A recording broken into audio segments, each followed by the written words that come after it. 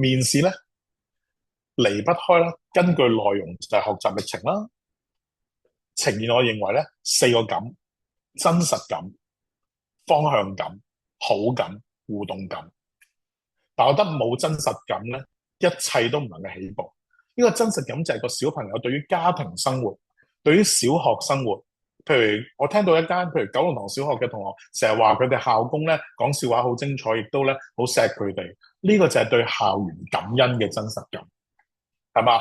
我哋聽到有啲同學啊，對於學校嘅邊一場活動，英文辯論嘅，定係合唱團嘅，定係集眾嘅嗰一次嘅高峰經驗嘅參與，嗰份真實感佢講到出嚟，唔單止講到出嚟，講例子，唔單止淨係例子啊，唔單止淨係例子，仲係能夠講到個經歷故事，跟住仲會講到得到啲咩嘅價值。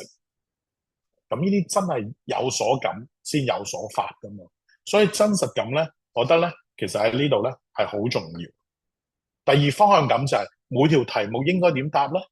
譬如對方突然間問喺自行嘅時候問，喂，你係咪擺我哋第一㗎？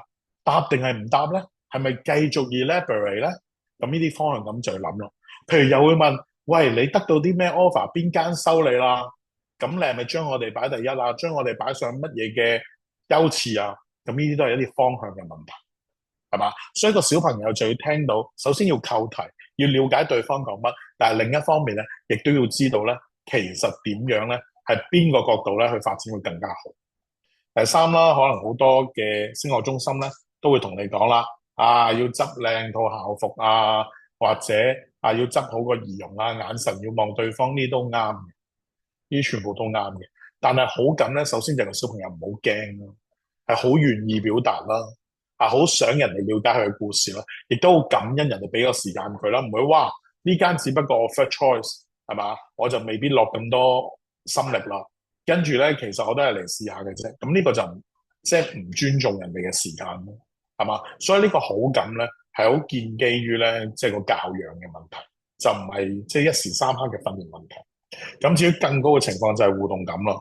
我記得咧有一年咧 in 一個咧就培正嘅同學喎，佢好頂尖嘅，哇好出色，即係成個討論係要我哋不斷加時啊，問佢咧啊去過邊度，有啲咩經歷？佢話去過50個國家，即係少少年紀咧11歲幾咧就已經去咗50個國家。咁我問佢條問題咧，其實好深好刁難嘅國家咧，佢係唔識嘅，但係佢推論到出嚟，跟住仲問翻我哋好多好出色嘅問題。咁我覺得呢種互動咧，係將成個面試咧係變成一種咧好開放心靈嘅對話，呢個就非常之精彩。所以真實感、方向感、好感同埋互動感咧，呢個係至為重要。但係個靈魂或者嗰個核心咧係學習嘅歷程。